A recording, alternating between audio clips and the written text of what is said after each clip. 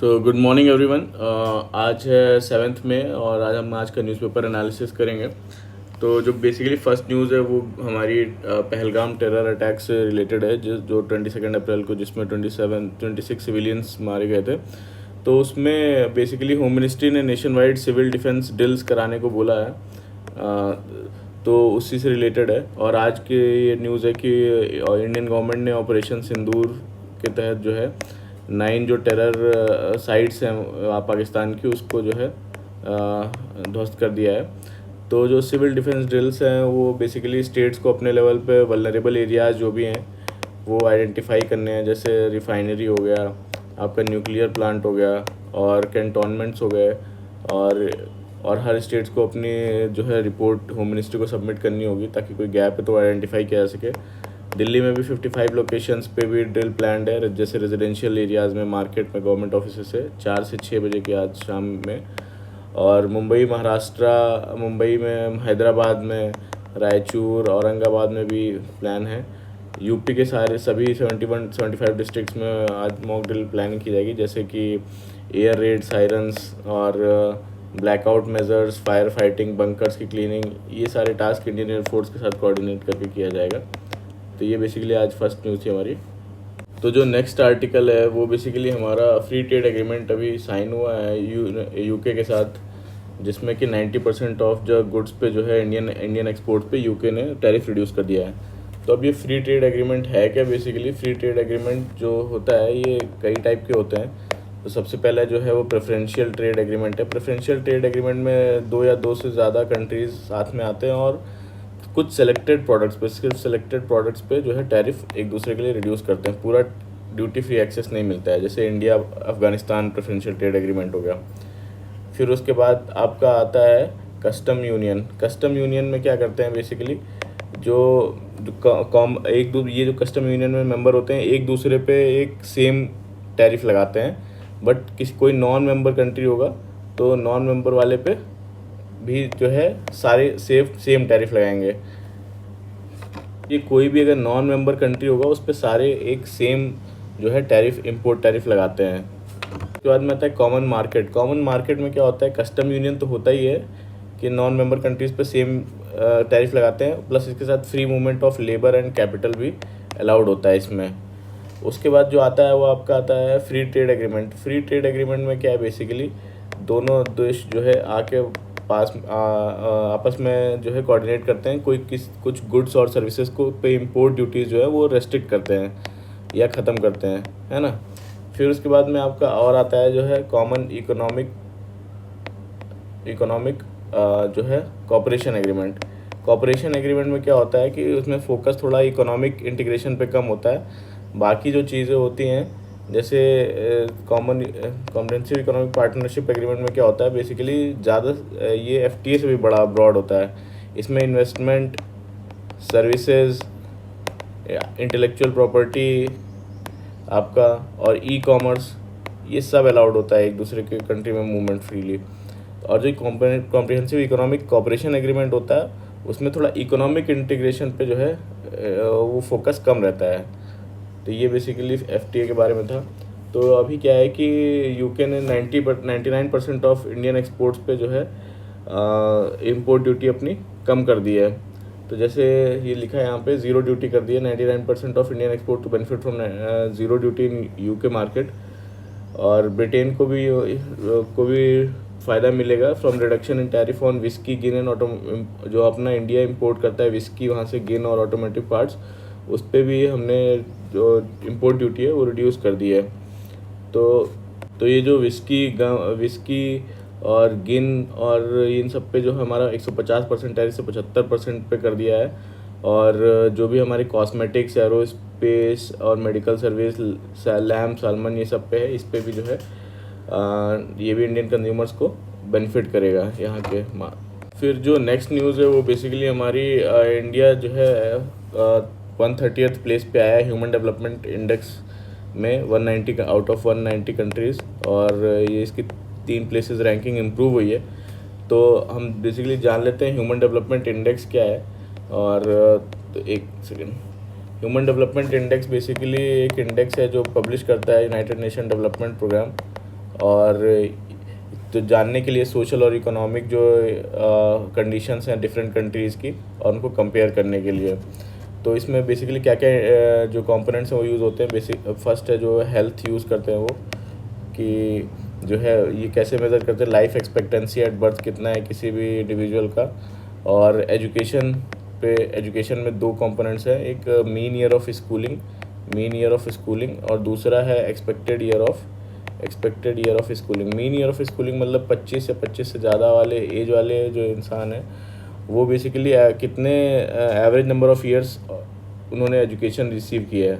Expected year of schooling में जो आपके जितने भी total number of year of school एक बच्चा गया है, एंटरिंग जो भी स्कूल एजुकेशन में एंटर कर रहा है, वो कितने दिन में एजुकेशन रिसीव करेगा, वो बेसिकली एक इंडिकेटर रहता है।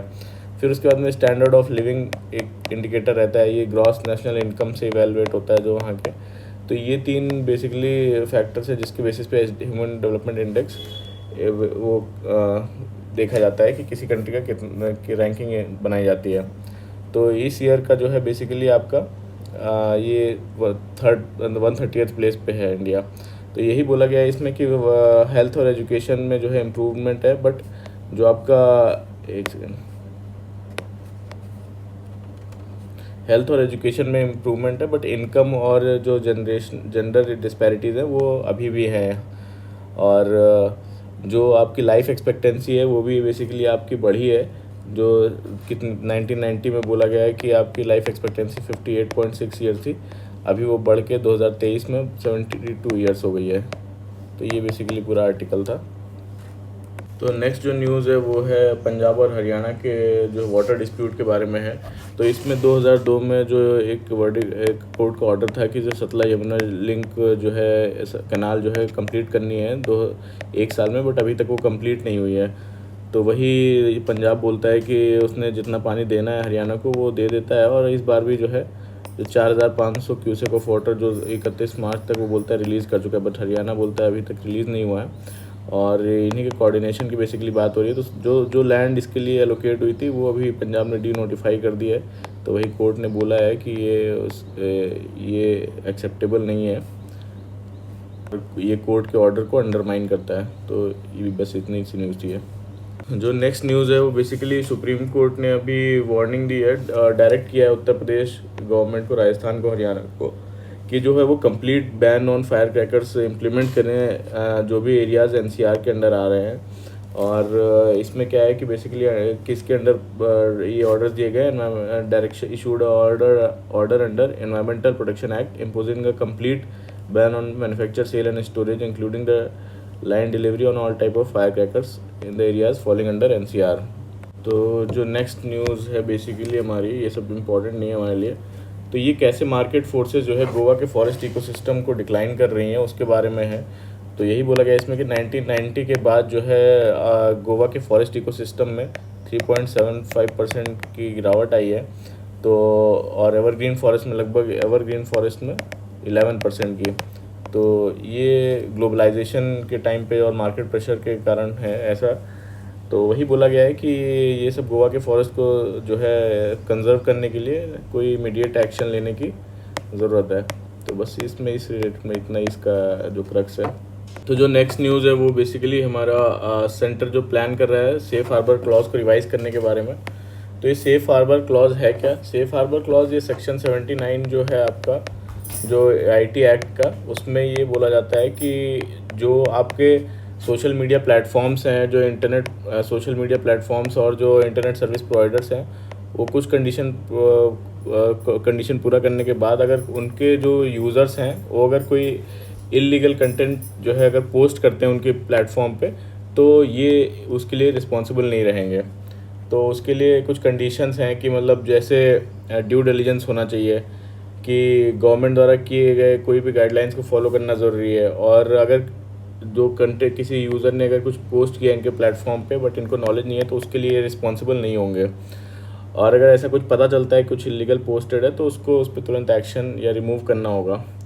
तो अभी बेसिकली न्यूज़ यही है कि जो सेंटर है वो इस प्लान को रिवाइज़ करने का सोच रही है।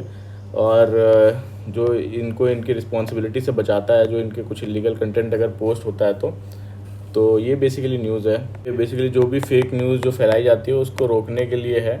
और अभी भी पहलगाम टेरर अटैक के बाद 16 पाकिस्तानी यूट्यूब चैनल्स को भी ब्लॉक कर दिया गया, जिसमें से 2 इंडियन यूट्यूब चैनल्स भी थे। नेक्स्ट न्यूज़ जो है वो बेसिकली कास्ट सेंसस के बारे में। कास्ट सेंसस के बारे में थोड़ा सा जान लेते हैं कि ये caste census basically British time से ही चला आ रहा था। जो वो पॉपुलेशन सर्वे कराता था तो 1881 से 1931 तक ये बेसिकली आपका जो पॉपुलेशन सर्वे होता था उसमें कास्ट का इनुमरेशन भी होता था। फिर उसके बाद में 1941 में भी कराया गया, बट इसका डेटा रिलीज़ नहीं हुआ वॉर के टाइम का। फिर उसके बाद में 1951 में इसको डिसकंटिन्यू कर दिया गया इस प्रैक्टिस को, जो कास्ट डेटा इनुमरेट करने का, बट लेकिन except for SC and STs। तो 2011 में भी किया गया socio economic caste census, but उसका डेटा रिलीज़ नहीं हुआ डेटा क्वालिटी इश्यूज़ की वजह से। तो अभी सोशल और पॉलिटिकल डायनेमिक्स चेंज होने की वजह से गवर्नमेंट जो है रेडी हो गई है। 2021 में भी ये नहीं कराया गया ड्यू टू कोविड, और अभी जो है गवर्नमेंट रेडी है नेशन वाइड सेंसस कराने के लिए, जिसमें कि कास्ट डेटा भी इनुमरेट किया जाएगा। और अभी भी डेट से इसकी कोई फाइनलाइज नहीं है कब कब होना है। तो ये बेसिकली थोड़ा सा कास्ट सेंसस के बारे में था। यहाँ पे कांग्रेस के चीफ बोल रहे हैं कि जो है ये जो तेलंगाना में कास्ट सेंसस हुआ उसका मॉडल अपनाने के लिए ये सलाह दे रहे हैं। और नेक्स्ट न्यूज़ जो है बेसिकली अभी जो जुडिशरी में जो करप्शन को लेके सवाल उठ रहे हैं उसको लेके मोर ट्रांसपेरेंसी लाने के लिए सुप्रीम कोर्ट के जजेस ने including chief justice of India ने अपने जो भी फाइनेंशियल एसेट्स और लायबिलिटीज़ हैं वो जो है एक साइट पे जो है उसको पब्लिक किया है ताकि ज़्यादा ट्रांसपेरेंसी लोगों में बढ़े। तो जो नेक्स्ट न्यूज़ है वो बेसिकली हमारी सिक्योरिटी काउंसिल मीटिंग से रिलेटेड है। अभी सिक्योरिटी काउंसिल मीटिंग हुई जिसमें पाकिस्तान से पहलगाम अटैक के बारे में कुछ टफ क्वेश्चंस पूछे गए, और ब्रॉडली यूएनएससी ने कंडेम किया इस अटैक को और अकाउंटेबिलिटी के लिए बोला, और दोनों को बायलैटरली इशू सॉल्व करने के लिए बोला गया, और जो डीस्केलेशन के लिए बोला गया। और पाकिस्तान ने भी एक्यूज़ किया इंडिया को चेनाब के रिवर फ्लो को अफेक्ट करने के लिए। तो basically United nation security council है क्या? यूनाइटेड नेशन सिक्योरिटी काउंसिल एक यूएन बॉडी है जो इंटरनेशनल पीस और सिक्योरिटी के लिए रिस्पॉन्सिबल है, पीस और सिक्योरिटी के लिए। इसमें 15 मेंबर्स हैं आपके, 5 परमानेंट मेंबर्स हैं और 10 जो है नॉन परमानेंट मेंबर्स हैं। तो 5 परमानेंट मेंबर्स कौन कौन से हैं आपके? China, France, Russia, UK, USA, और 10 जो non permanent 10 elected non permanent members होते हैं। इनकी पावर्स क्या क्या होती हैं कि जैसे किसी को सैंक्शंस इम्पोज कर सकते हैं, मिलिट्री एक्शन ऑथराइज कर सकते हैं, और कोई भी बाइंडिंग रेजोल्यूशन भी दे सकते हैं। तो जो मीटिंग्स इनकी क्या है, बेसिकली किसी भी ग्लोबल कॉन्फ्लिक्ट को, सिक्योरिटी थ्रेट या पीस कीपिंग इश्यूज़ के लिए मीटिंग्स की जाती हैं इनकी। तो जो नेक्स्ट आर्टिकल है वो हमारा है मॉडर्न वर्क फोर्स में कैसे चेंजेस आ रहे हैं, तो उससे रिलेटेड है। अभी एक हिंदू हडल पैनल डिस्कशन हो रहा है, उसमें बोला गया टेक्नोलॉजी और टेक्नोलॉजी और कोविड-19 के बाद क्या क्या चेंजेस हुए हैं। अब जैसे आगे क्या होगा, हाइब्रिड वर्क मॉडल और डिजिटल स्किल्स जैसे AI ये और गिग इकोनॉमी, ये बेसिकली इवॉल्व हो रहे हैं। तो अब ये कैसे फ्यूचर वर्कफोर्स चेंज करेंगे उसके बारे में बात कर रहे हैं, सारे डिस्कशंस कर रहे हैं। तो गिग इकोनॉमी क्या है? गिग इकोनॉमी बेसिकली ऐसी जो इकोनॉमी है जहाँ पे शॉर्ट टर्म जो है और फ्लेक्सिबल जॉब लोग करते हैं, शॉर्ट टर्म और flexible job instead of full time employment. Full time employment नहीं होता है। जैसे क्या हो गया एग्जांपल्स, ऊबर हो गया, आपका फ्रीलांसर्स हो गया, है ना, कंटेंट क्रिएटर्स हो गए। तो ये सब टेम्परेरी प्रोजेक्ट्स या टास्क कंप्लीट करते हैं instead of full time employment.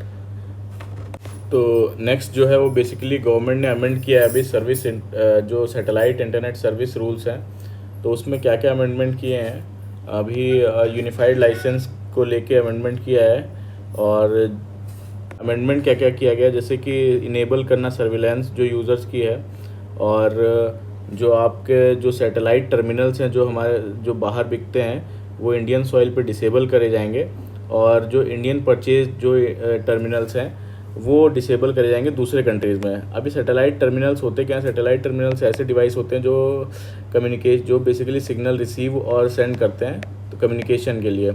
तो ये जो भी बाहर वाले जो सैटेलाइट टर्मिनल्स हैं वो डिसेबल किए जाएंगे, और इंडियन टर्मिनल जो बाहर हैं वो भी डिसेबल किए जाएंगे। तो इंटेंट क्या है बेसिकली कि जो है और इवेंचुअली जो है क्या चाह रहे हैं कि जो है जो भी सैटेलाइट टर्मिनल्स हो मैन्युफैक्चर हो इंडिया में। इंटेंट क्या है, क्रॉस बॉर्डर स्पिलओवर्स को रोकना और जो इंश्योर करना कि जो है सैटेलाइट कनेक्टिविटी जो इंडियन गवर्नमेंट मॉनिटर, इंटरसेप्ट और गवर्न कर सके इंडिया में।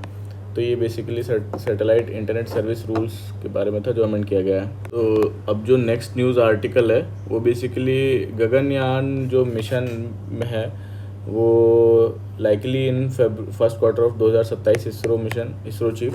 तो गगनयान मिशन क्या है, ये बेसिकली क्या है कि इंडिया का इसरो का first human space flight mission है। मतलब जो है तीन एस्ट्रोनॉट्स को वो जो है स्पेस फ्लाइट में 400 किलोमीटर की ऊंचाई पे ऑर्बिट में भेजना है उनको, और उनको वापस जो है सेफली वापस लाना है। तो ये पूरा मिशन है जो 2027 के फर्स्ट क्वार्टर तक स्टार्ट हो सकता है, और इसमें कोलैबोरेशन जो है रशिया और फ्रांस का है। तो जिसमें रशिया जो है हमारे एस्ट्रोनॉट्स को ट्रेनिंग दे रहा है, और जो फ्रांस जो है वो हमारी जो भी आपकी मेडिसिन और इक्विपमेंट सप्लाई है उसमें सपोर्ट कर रहा है। ये हमारे एस्ट्रोनॉट्स की ट्रेनिंग में सपोर्ट कर रहा है। ये मिशन पहले 2022 में होने वाला था, बट कोविड पैंडमिक और टेक्निकल चैलेंजेस की वजह से इसमें कुछ डेट्स में बदल दिया गया। तो अब ये मिशन जो है 2027 के पहले क्वार्टर में लॉन्च होने की का प्लान है। तो अब नेक्स्ट न्यूज़ में यहाँ पे बेसिकली फार्मर्स जो अभी यूके के साथ ट्रेड डील हुई है, जो है फ्री ट्रेड एग्रीमेंट हुआ है, जिसमें 90% ऑफ इंडियन गुड्स को 99% इंडियन गुड्स को जो वहाँ पे फ्री ज़ीरो ड्यूटी लगेगा, और इंडियन जो यूके के गुड्स हैं उनको भी यहाँ पे इंपोर्ट ड्यूटी में राहत मिलेगी। तो उनका बेसिकली यहाँ पे अपने प्रोडक्ट्स बेचना आसान होगा। तो इसीलिए जो है फार्मर्स प्रोटेस्ट कर रहे हैं कि ये उनको जो है अफेक्ट करेगा। तो बेसिकली पूरा ऑपोजिशन इसीलिए है। फार्मर्स का कहना है वो बेसिकली यूके जैसे कुछ प्रोडक्ट्स है, lamp, salmon, soft drink, chocolate, biscuit, medical devices, cosmetics, electrical machines, ये सब क्या है डंप करेगा इंडियन मार्केट में, जिससे कि इंडियन फार्मर्स को जो है इफेक्ट होगा। तो इसीलिए प्रोटेस्ट कर रहे हैं। तो जो नेक्स्ट आर्टिकल है वो बेसिकली हमारा साइंस के बारे में है कि बर्ड्स जो अर्बन स्पेसेस में थ्राइव करती हैं वो ज़्यादा कलरफुल होती हैं बट लेस सक्सेसफुल होती हैं। तो जैसे इन्होंने बोला है कि शहर में पक्षी ज़्यादा रंगीन होते हैं। बेसिकली कहना है कि जो अर्बन एरियाज़ में जो पंछी होते हैं वो ज़्यादा कलरफुल होते हैं as compare to rural areas, और जो ब्राउन कलर के जो पक्षी होते हैं तो वो बेसिकली जंगल में ज़्यादा होते हैं, तो उसमें शहर में वो कम सक्सेसफुल होते हैं। और इसका कैसे जो अर्बन एरियाज़ को वो एवोल्यूशनरी लेबोरेटरीज़ की तरह देख रहे हैं कि कैसे अर्बनाइजेशन का इफेक्ट पड़ता है जो बर्ड्स की कलरेशन पे है, और प्रेडेशन वहाँ पे कम होता है। तो अर्बन एरियाज़ में जो है प्रेडेशन कम है, तो इससे बेसिकली क्या है कि जो पक्षी हैं वो अपना कलर ज़्यादा दिखा सकते हैं, जबकि दूसरे एरियाज़ में फूड सिक्योरिटी की वजह से उन्हें कम शोई होना पड़ता है। तो बेसिकली ये है कि जैसे कैसे अर्बनाइजेशन का इफेक्ट उनके कलर पे पड़ रहा है, इसमें ये बेसिकली बताया गया है। तो इतना कुछ खास इंपॉर्टेंट है नहीं है। तो जो नेक्स्ट है वो हमारा एडिटोरियल नेक्स्ट वीडियो में डिस्कस करेंगे एडिटोरियल्स, और फिर उसके बाद में यहाँ पे वियतनाम के बारे में कुछ बताया गया है कि कैसे हॉलमार्क विक्ट्री कम्युनिस्ट ने वहाँ पे अचीव की। तो यहाँ पे बेसिकली दो चीज़ पहले जान लेते हैं हम लोग, कम्युनिज़म और सोशलिज़म। कम्युनिज़म क्या है, बेसिकली कम्युनिज़म और सोशलिज़म। कम्युनिज़म फोकस करता है आपकी क्लासलेस और स्टेटलेस सोसाइटी की, और जो यहाँ पे प्रोडक्शन और रिसोर्सेज होते हैं वो कम्युनिटी मैनेज करती है, ठीक है, कम्युनिटी ओन्ड होते हैं। और लॉन्ग टर्म यहाँ पे क्या होता है, लॉन्ग टर्म जो है गोल होता है कि सोशल इनइक्वालिटी को रिड्यूस करना। वही सोशलिज़म में क्या होता है, जो मेन प्रोडक्शन सोर्सेज होते हैं, प्रोडक्शन सोर्सेज वो गवर्नमेंट या सोसाइटी कंट्रोल करती है, ठीक है। यहाँ मेन गोल क्या होता है, इनकम इनइक्वालिटी को रिड्यूस करना। तो ये बेसिकली डिफरेंस होता है। तो वही बोला गया है कि वियतनाम जो 1975 में यूएस को डिफीट करता है, एक यूनिफाइड नेशन की तरह उभरता है, और फिर वहाँ के जो मेन फिगर हैं हो चिन मिंग, वो 1925 में कम्युनिस्ट पार्टी फॉर्म करते हैं, और वो ग्वांगजू एक जगह है जहाँ पे नियम नाम की ऑर्गेनाइजेशन बनाते हैं, जो यूथ ऑर्गेनाइजेशन होती है। और आज जो है वियतनाम में सिंगल पार्टी रूल है वहाँ पे। और जो इकोनॉमी वहाँ की है वो मार्केट बेस्ड इकोनॉमी है। तो 1986 तक क्या हुआ वहाँ पे, प्री सोशलिस्ट मॉडल जो है, प्योर सोशलिस्ट मॉडल जो है अपनाया जा रहा था, जिसमें कि इंडस्ट्रीज़ को नेशनलाइज कर दिया गया था सारे। ठीक है, इंडस्ट्रीज़ को नेशनलाइज कर दिया गया था, कलेक्टिव फार्मिंग की जा रही थी, और 5 ईयर प्लान आया वहाँ पे, बट ये सब फेल हो गया। फिर उसके बाद में रिफॉर्म्स लाए गए दोबारा से। रिफॉर्म्स में प्राइवेट सेक्टर को इंगेज किया गया। पहले जो नेशनलाइज किया गया था उसमें प्राइवेट सेक्टर को इंगेज किया गया। जो फॉरेन इन्वेस्टमेंट्स हैं वो उस पर फोकस किया गया। मार्केट रिफॉर्म्स लाए गए। तो उससे क्या हुआ, बेसिकली इनकी जीडीपी बढ़ी, और ये जो है किस में आ गए, ये बेसिकली मिडिल इनकम कंट्री बन गए। फिर आज जो है वो कम्युनिस्ट पार्टी लेड कंट्री है वियतनाम, और मार्केट बेस्ड इकोनॉमी है जिसमें प्राइवेट सेक्टर का इंपॉर्टेंट रोल है। बट यहाँ पे जो है डिसेंट काफ़ी ज़्यादा सिविल लिबर्टीज़ को काफ़ी रेस्ट्रिक्ट किया जाता है। जैसे स्पीच हो गई, आपकी फ्रीडम ऑफ स्पीच हो गई, पॉलिटिकल डिसेंट हो गया, और फ्रीडम और प्रेस की आज़ादी हो गई, तो ये रेस्ट्रिक्ट किया जाता है। तो बेसिकली वियतनाम की हिस्ट्री बताई गई है। फिर उसके बाद में कैसे वहाँ के लोगों में पैट्रियोटिज़म है, क्योंकि उनका हिस्ट्री रही है फाइट करने की इन सब से, जो इन पे रूल करते थे, जैसे चाइना और जापान, ये सब। तो और कैसे इसमें पॉलिटिकल चेंजेस आया वॉर के बाद, और अभी क्या वियतनाम की डिप्लोमेटिक स्ट्रैटेजी क्या है, कि जैसे वो रिलेशनशिप सबके साथ मेंटेन करता है केयरफुली, बट ओपन कॉन्फ्लिक्ट किसी के साथ नहीं करता है, स्पेशली चाइना के साथ जो उसका सी में डिस्प्यूट है, और जबकि अपने डिफेंस और जो रीजनल पार्टनरशिप है उसको स्ट्रेंथन करता है। तो ये बेसिकली इस पूरे आर्टिकल का क्रक्स है।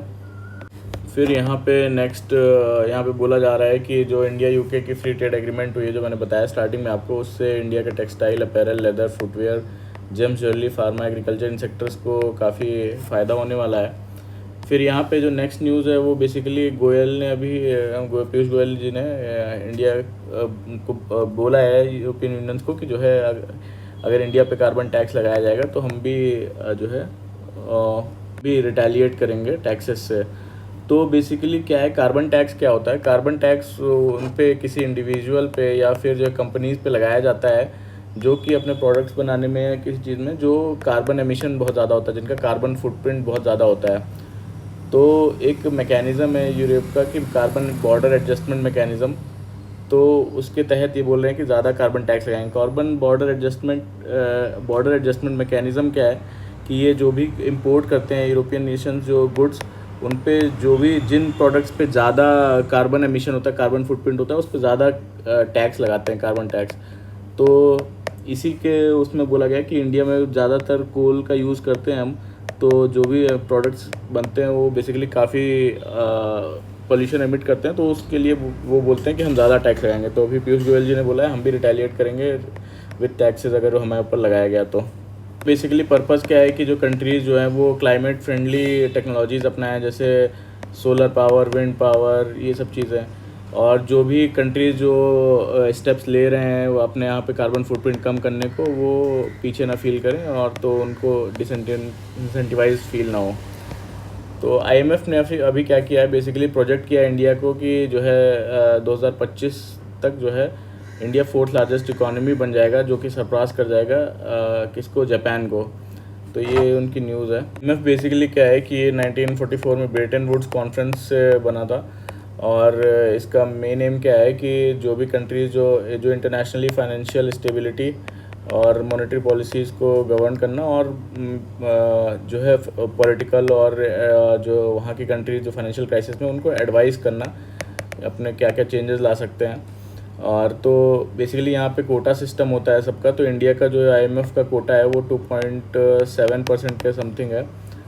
इंस्टीट्यूशन बेसिकली जो इकोनॉमिक स्टेबिलिटी और जो ग्रोथ अचीव करने में मदद करता है वर्ल्ड को, और दूसरा प्रमोट करता है फाइनेंशियल स्टेबिलिटी को, फाइनेंशियल असिस्टेंस देता है, सर्विलेंस और टेक्निकल असिस्टेंस देता है उन कंट्रीज़ को जो फाइनेंशियल क्राइसिस में, इकोनॉमिक क्राइसिस में है, और लॉन्ग टर्म लोन्स भी प्रोवाइड करता है। तो इसमें 190+ मेंबर्स कंट्रीज़ हैं। तो ये आज का पूरा टोटल हमारा न्यूज़पेपर था, जो इम्पोर्टेंट आर्टिकल्स है। तो इसमें हमने देखा कि कैसे इंडिया जो है फोर्थ लार्जेस्ट इकॉनमी बन जाएगा, सरपास कर जाएगा जापान को 25 में। और IMF के बारे में जाना, फिर कार्बन टैक्स के बारे में जाना जो, और कार्बन एडजस्टमेंट मैकेनिज़्म के बारे में जाना, और कैसे FTA जो इंडिया UK के बीच में वो किस किस इंडस्ट्री को जो है फेवर करेगा। और फिर यहाँ पे हो चिन में जो वहाँ के वियतनाम की कैसे वो ग्रो किया और कैसे उसका डिप्लोमेटिक जो रिस्पांस रहता है सारी कंट्रीज़ को, वो जाना। फिर उसके बाद में यहाँ पे अर्बनाइजेशन और बर्ड्स के कलरेशन पे कैसे इफेक्ट पड़ता है उसके बारे में जाना। फिर यहाँ पे गगनयान मिशन के बारे में जाना 2027 के फर्स्ट क्वार्टर में, जो कि लॉन्च हो सकता है। और फार्मर्स प्रोटेस्ट कर रहे हैं UK ट्रेड डील के, UK जो है के साथ FTA हुआ है उसके लिए, और कैसे सैटेलाइट रूल्स में अमेंडमेंट हुआ है। और फिर उसके बाद में कैसे मॉडर्न वर्क फोर्स कैसे चेंज हो रहा है आगे नई नई टेक्नोलॉजी के साथ, गिग इकॉनमी के बारे में जाना। फिर उसके बाद में हमारी सिक्योरिटी काउंसिल मीटिंग ने क्या बोला पहलगाम इशू के बारे में। और फिर उसके बाद में हमने देखा कि कैसे जजेस ने अपने एसेट्स को और लाइबिलिटीज़ को जो है पब्लिक किया। कास्ट सेंसस के बारे में थोड़ा सा जाना। फिर उसके बाद में सेफ़ हार्बर क्लॉज के बारे में जाना जो IT एक्ट में है। और फिर उसके बाद में आपका कैसे गोवा के फॉरेस्ट इकोसिस्टम में चेंजेस आ रहे हैं, तो और कैसे उसमें क्या आगे हमें ध्यान रखने की ज़रूरत है। और फिर कैसे फायर क्रैकर्स को बैन कर दिया गया NCR में जो अभी। और पंजाब और हरियाणा के बीच का जो Sutlej Yamuna link canal project है उसके बारे में जाना। और फिर ह्यूमन डेवलपमेंट इंडेक्स में जो इंडिया का 130th रैंक आई है 193 में, और ह्यूमन डेवलपमेंट इंडेक्स में क्या क्या इंडिकेटर्स हैं उसके बारे में जाना हमने। फिर उसके बाद में यहाँ पे फ्री ट्रेड एग्रीमेंट, अलग अलग फ्री ट्रेड एग्रीमेंट के बारे में जाना जो इंडिया ने UK के साथ साइन किया फ्री ट्रेड एग्रीमेंट, उसके बारे में जाना। फिर उसके बाद में यहाँ पे ऑपरेशन मॉक ड्रिल के बारे में जो अभी न्यूज़ है जो आज कंडक्ट होनी उसके बारे में जाना। ये थे आज के सारे इम्पॉर्टेंट जो न्यूज़ आर्टिकल्स थे वो हमने कवर किए डिटेल में। और ये आज का न्यूज़पेपर था। सो अगर अच्छा लगा तो प्लीज़ लाइक करिए, कमेंट करिए और सब्सक्राइब भी करिएगा। और थैंक यू वेरी मच आप कोऑपरेट करने के लिए आज। Thank you.